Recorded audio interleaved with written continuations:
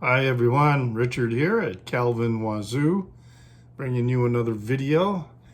It's a really super nice day outside. It's been so oppressively hot, but the past couple of days have been a little more moderate, It's just really nice. I may even go out later to sit by the lakeshore. This time of year too, when we're talking late August and into September, but actually from about the middle of September to early October, best time of year in Chicago. Beautiful, gorgeous sunny days like this that aren't too hot, and then evenings that cool off really nice, just really, really, really nice.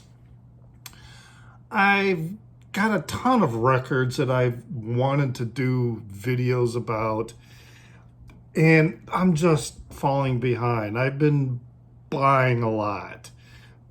This pandemic, may be contributing to this desire, for self-gratification. So I've been buying a lot of LPs online, and also, going to the record stores. A lot of money going out the window. But the collection, is really, really growing. I'm still waiting on this particular order from a company or a dealer in England. And I ordered it a long time ago, and I've been tracking the package, and it's been in the Chicago post office since August 12th, and it's still just sitting there. I mean, I don't like drifting, necessarily into political opinions and pontificating, but this administration has just really screwed up the post office. The pandemic had already been screwing up the post office because of, the safety measures that needed to be put in place. So mail was already being delayed for reasons connected to that. But then for this administration, this baby administration, to like a whining, screaming 2-year-old to attack the post office and literally remove machinery for sorting mail from big distribution centers, just incredibly, I'll use the word again, infantile. They're just big fucking babies. So there's my rant. Although I will also add that I'm not very optimistic, for the future. I do think we will be successful in eliminating this blight upon our nation's history. But the impacts are going to take a very long time to change. I mean, we've got people who in the past pretty much kept underneath the rocks that they lived beneath, who are now quite vocal and violent.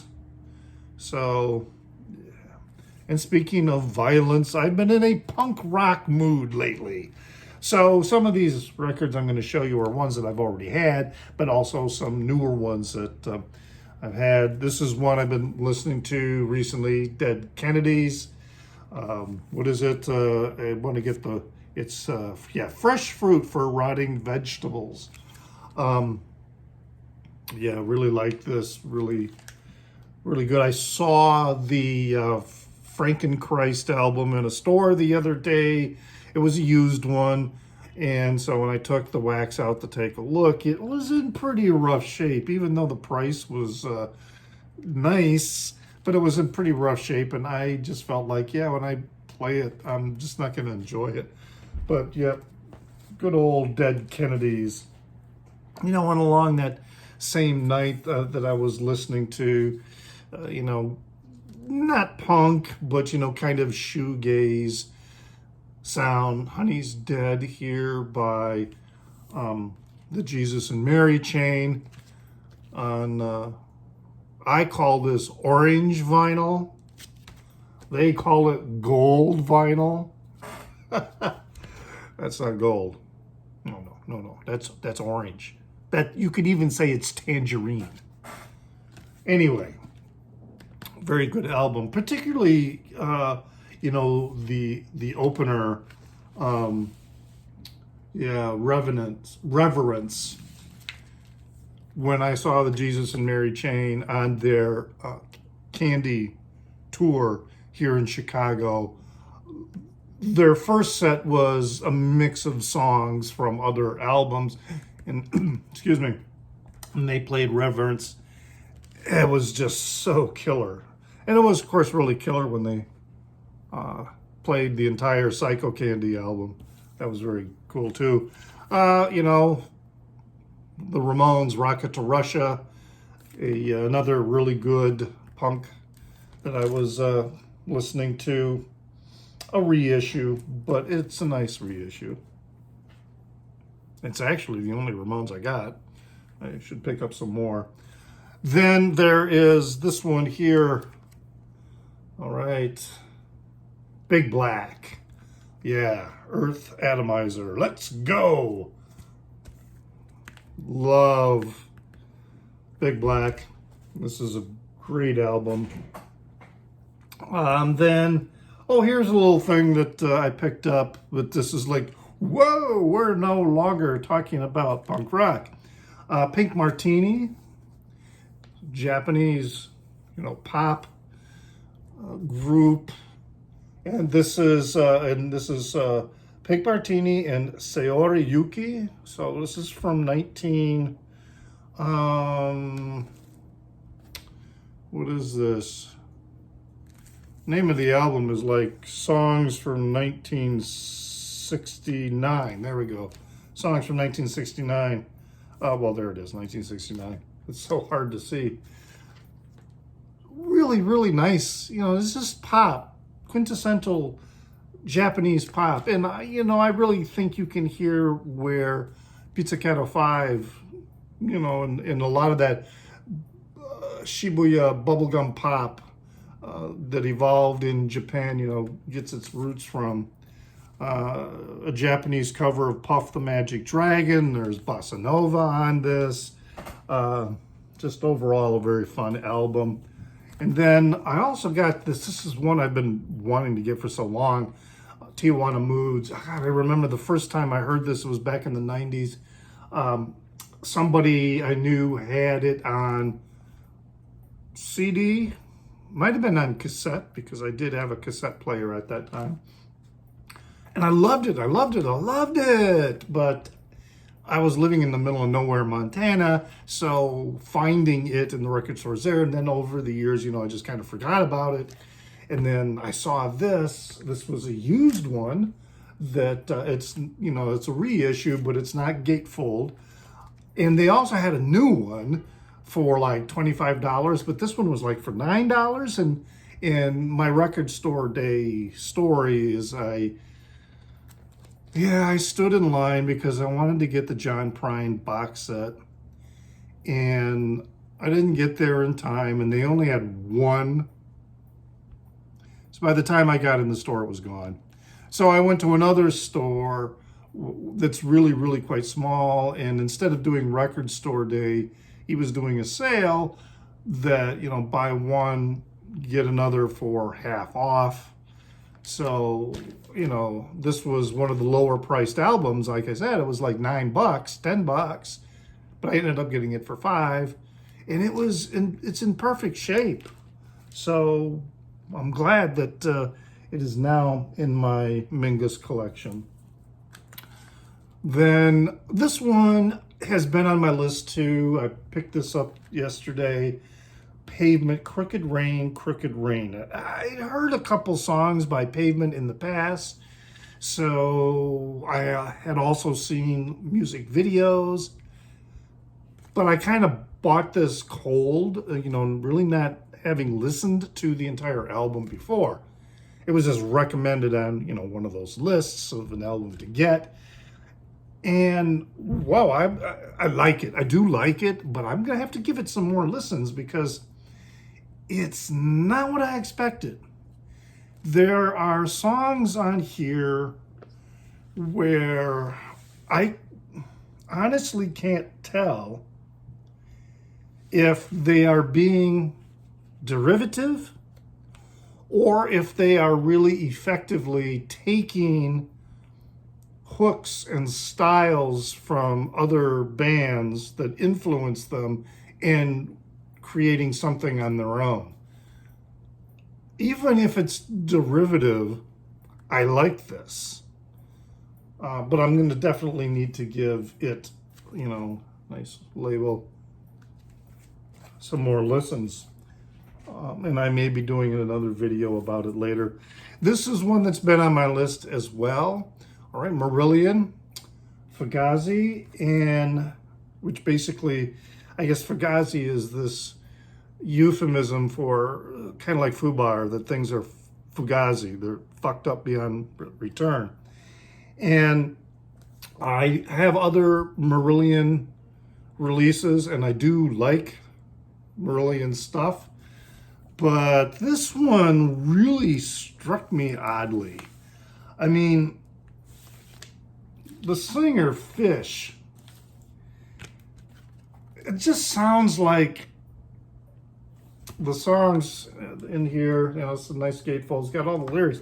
He sounds angry and aggressive and mean, and that's not really what I expected. And so I was a little bit put off at first when I listened to it. Now there are some, there are songs that I like, but I guess my mood just wasn't, I just wasn't in the right mood.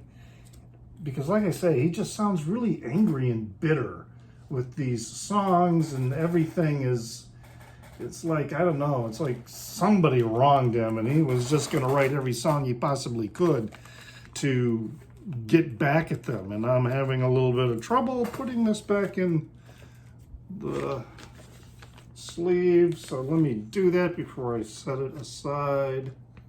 I must give this, how should I put this, a more sober listen and assess it afterward. But seriously, this was not the Marillion that I was expecting. And let's see what else we got here. Oh yeah, we went into some shoegaze with My Bloody Valentine, and this, is another one that's kind of been recommended as a good entry for shoegaze, and it's white vinyl. Another one I need to listen to. I mean, I'm not totally unfamiliar with shoegaze, and I wasn't unfamiliar necessarily with My Bloody Valentine. I mean, I remember listening to them on, MTV, and also, listening to a few individual songs, perhaps on YouTube. But I really never listened to them, on a proper, how shall we say, stereo.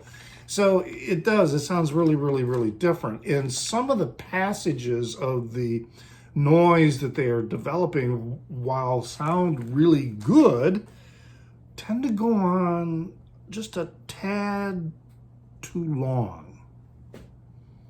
So again, kind of ambivalent about this. There are some other shoegaze that, would qualify as shoegaze that I have that I really like a lot. This, I don't dislike it, but it's going to take some, repeated listenings.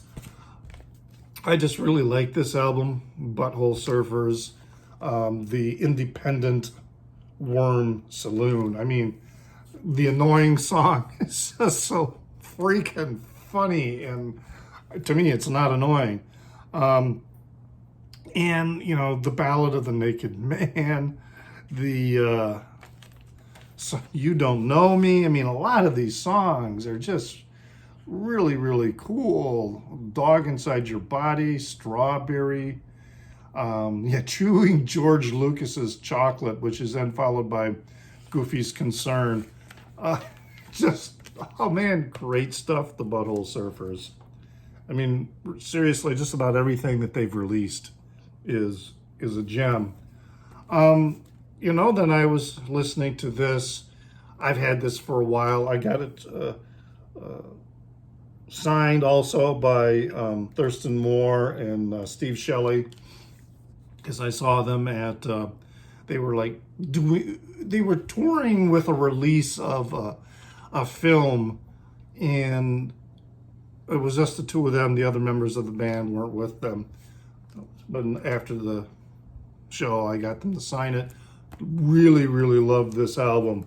Total Trash is such an amazing one. This is one I got came in the mail. Actually, the records that I ordered from Japan recently came here faster than some of the ones that I had ordered domestically. This is one of many Frank Zappa albums, Japanese releases that I picked up from a seller. I got this one, Studio Tan. Brilliant, brilliant song. Brilliant record. I mean, Gregory Peccary.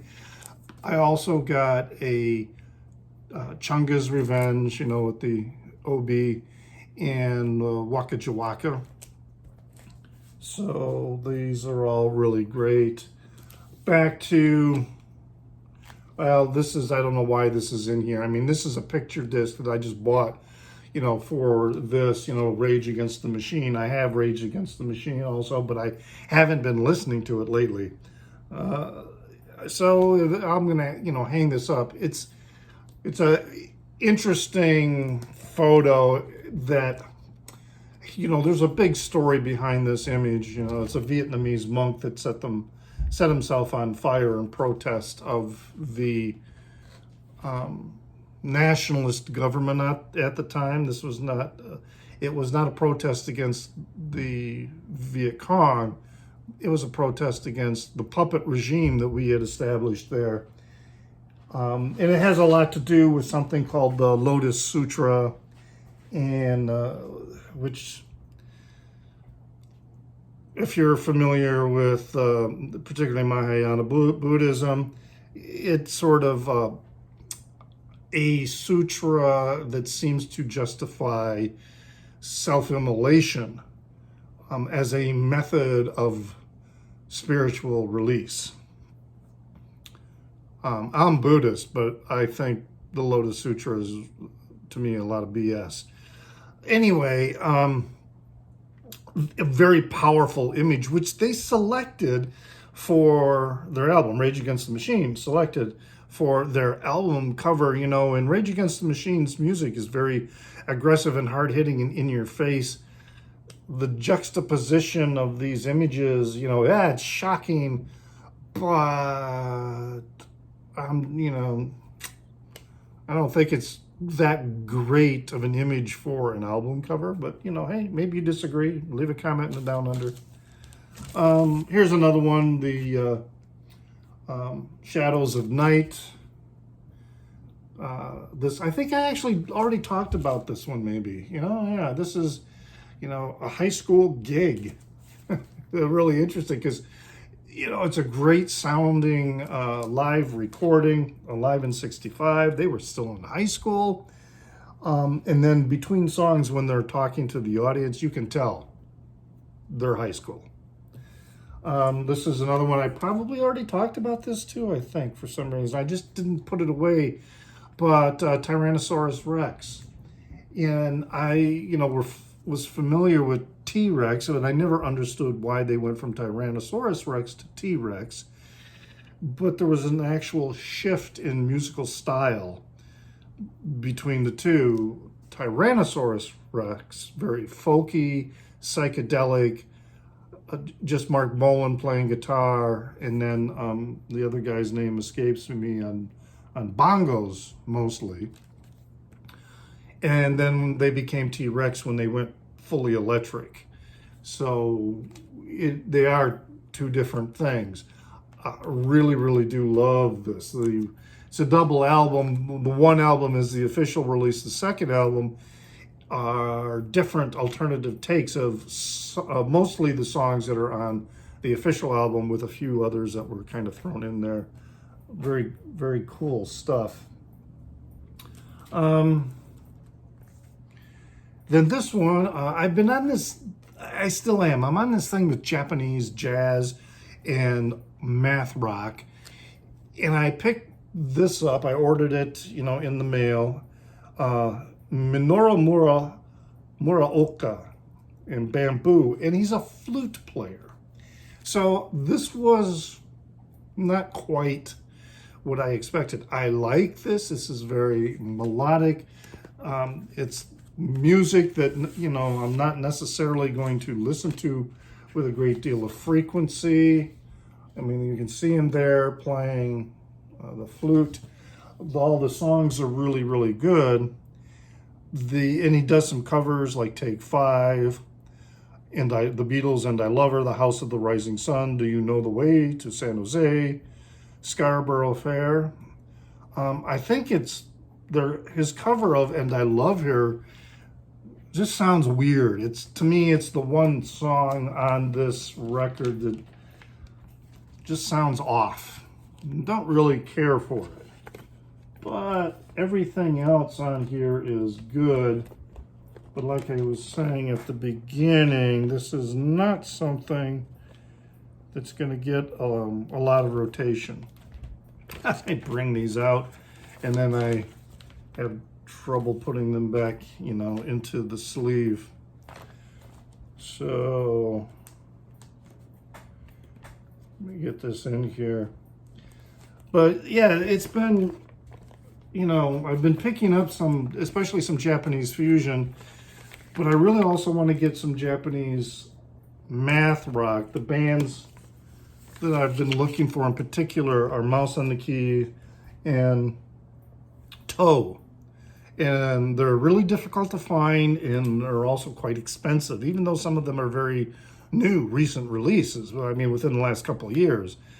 But because they're primarily were released only in Japan, and Japan retail prices for new records is high. So they're expensive when they get here. But here, the Sounds of Sound Limited. Great stuff. One of the Japanese jazz fusion that I found from actually a domestic retailer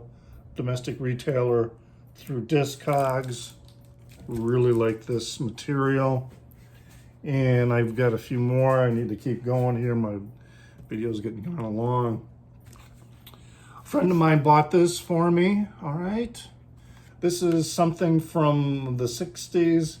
Serge Gainsbourg, Histoire de Melody. We're talking French gentleman, very suave, very but different music. This is from, I think, the early 70s. Yeah, originally released in 1971. Very nice, really super heavy duty card stock. So this is a super nice release. And it's a little bit of a cross between, smooth pop and jazz and orchestration. There's a lot of things going on. Then here, he also gave me this Savuka. There's a Savuka album that has been on my want list for like a super, super long time. And it was up for auction and on eBay, really good condition. So if the seller is accurate, it's going to be near mint.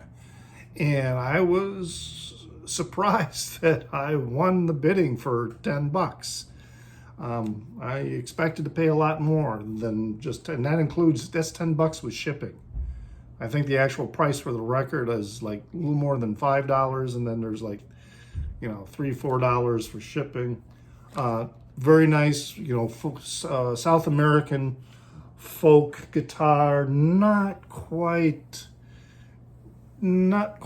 chicha, not quite cumbia, but it's really nice stuff.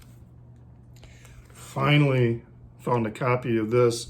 This is supposed to be an ubiquitous album, and good price. And I got a good price on this in a really super nice condition, but surprisingly, I just could never ever find it. And this is one of these records that is supposed to be so easy to find. I finally got it though. Incredible. This is certainly rightfully listed in this article from the New Yorker of the 100 must-have jazz albums of all time. I've been using that list to find a lot of good releases. This was just a fun thing that was really cheap. Some, garage rock. It's got the song on here, the Homecoming Queen's Got a Gun. And I remember when that was on the radio when I was living in Tucson back in the 80s. Funny song, but then, it's got some others like Teen Angel. And then it said Patches, and I was thinking of that song Patches from the 70s, but no. This is not that song. So just a nice, fun little, very, very inexpensive and super nice condition compilation that was in the garage rock bin. Then we've got, this is another one, Japanese fusion. This guy's name has been on my list. So Teruo Nakamura and The Rising Sun, the band he would go with. This is Manhattan Special. Nice, really nice album. It's probably one of his weaker ones in his catalog, but it's still really, really good. So I can't wait to find some more by him. And then, finally, we're closing out here, The Pretty Things. So this is live at the Heartbreak Hotel, which is in Amsterdam, I think. And this is a Belgian release, okay. And it's the Pretty Things it's hard to find, especially OGs that don't cost an arm and a leg and a few other body parts thrown in. But this one was there, and I thought, I'll give it a listen. And it's a nice live recording. I think it's I don't want to call it a boot because it's not blocked from sale in Discogs, but it sounds like a soundboard recording.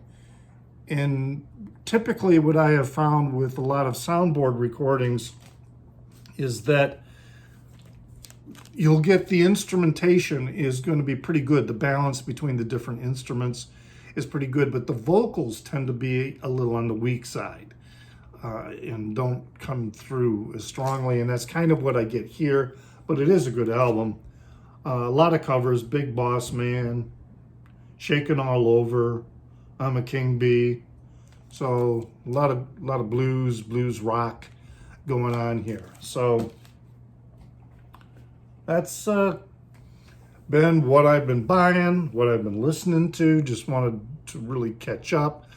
Still waiting for these other releases that I've ordered to be coming in the mail. Especially that Fleetwood Mac from the Boston Tea Party that I ordered from Great Britain.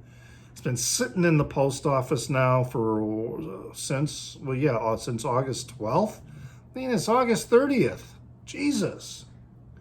And I am going to be so annoyed if I get it and it's going to be warped because they sit in these warehouses and it gets really hot. And this is the problem with ordering overseas, when it's the summer. Getting a warped record delivered to you can happen. And the last time I ordered, it came from Taiwan, and the airport of entrance to the U.S., again, was at Chicago, and it sat there in the warehouse for a super long time. By the time it finally got delivered, one of the albums was warped. Playable, but it was warped. And so here's another case where the port of entry, into the United States from London was Chicago, and it's sitting in the goddamn post office now for 18 days. No indication that it's been processed in being sent out for delivery. Frustrating. Man. But hey, a lot of great music. As I said at the beginning, it's a beautiful day out.